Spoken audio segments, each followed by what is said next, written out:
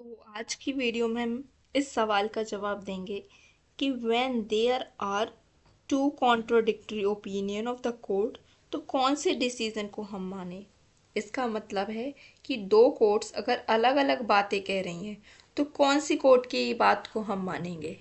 तो सबसे पहले हम एक बेसिक सा कॉन्सेप्ट को जान लेते हैं। इसमें हमारा सबसे पहले आता है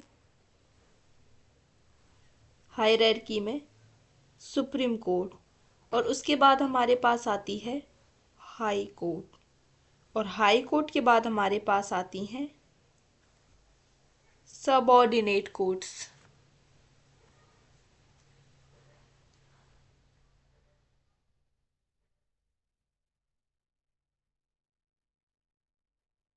तो सुप्रीम कोर्ट का डिसीजन जो है हाई कोर्ट पर बाइंडिंग है, और हाई कोर्ट का डिसीजन जो है वो सबऑर्डिनेट कोर्ट्स पर बाइंडिंग है।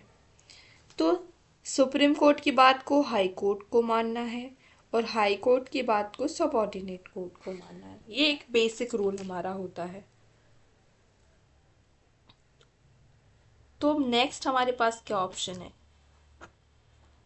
हम एक एग्जाम्पल लेते हैं। सपोज कि कॉन्ट्राडिक्टरी ओपिनियन की क्या बात कह रहा है। ये कह रहा है तब सेम कोर्ट की कॉन्ट्राडिक्टरी ओपिनियन है या different court of same level के। सेम कोर्ट से क्या मतलब है, फॉर एग्जाम्पल लेते हैं हम।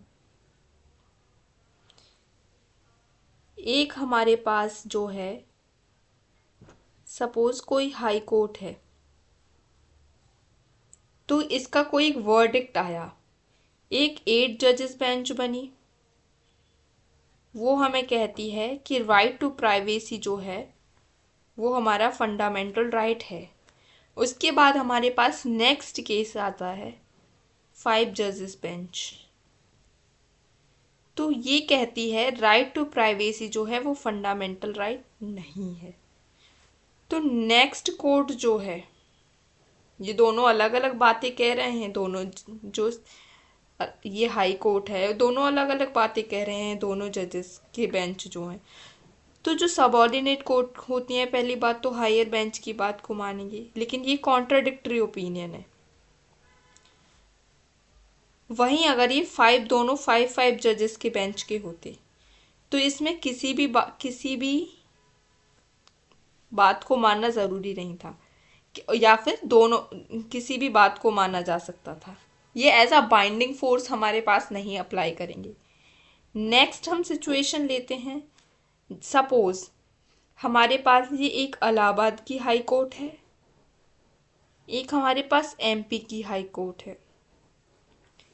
इलाहाबाद हाई कोर्ट अगर कोई भी डिसीजन देती है और ये कोई भी डिसीजन देती है और दोनों अलग अलग बातें करते हैं, ये किसी जैसे सपोज फंडामेंटल राइट कहती है, किसी भी राइट टू प्राइवेसी को ये फंडामेंटल राइट कहती है, ये राइट टू प्राइवेसी को फंडामेंटल राइट नहीं कहती।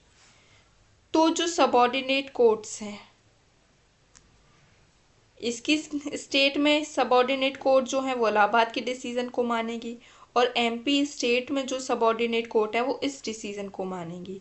लेकिन ये दोनों जो आपस में कोर्ट हैं, ये दोनों एक दूसरे को डिसीजन को माने ये ज़रूरी नहीं है। दोनों अलग अलग बातें कह रहे हैं, उसके उसके ज्यूरिसडिक्शन में वो अप्लाई करेंगे, लेकिन ये एक दूसरे पर अप्लाई नहीं करेंगे। चाहे तो इलाहाबाद हाई कोर्ट जो है नेक्स्ट डिसीजन को फॉलो करते वक्त एमपी हाई कोर्ट के डिसीजन को सिर्फ और सिर्फ कंसीडर कर सकती है। तो आइए हम समझते हैं कॉन्सेप्ट को क्या कहता है। हमारे पास अगर दो कॉन्ट्राडिक्टरी ओपिनियन है सेम कोर्ट के, जैसे 5 जजेस बेंच अलग अलग बातें कह रहे हैं, तो किसी को भी माने चाहे नहीं माने, different court of same level जैसे एमपी हाई कोर्ट या फिर इलाहाबाद हाई कोर्ट, तो इन दोनों जजमेंट में कोई अथॉरिटी नहीं है कि कौन सी बात माने। तो दोनों में से हम किसी को भी मानने के लिए बाइंडिंग फोर्स नहीं है, हम दोनों में किसी को भी मान सकते हैं, दोनों को कंसीडर कर सकते हैं।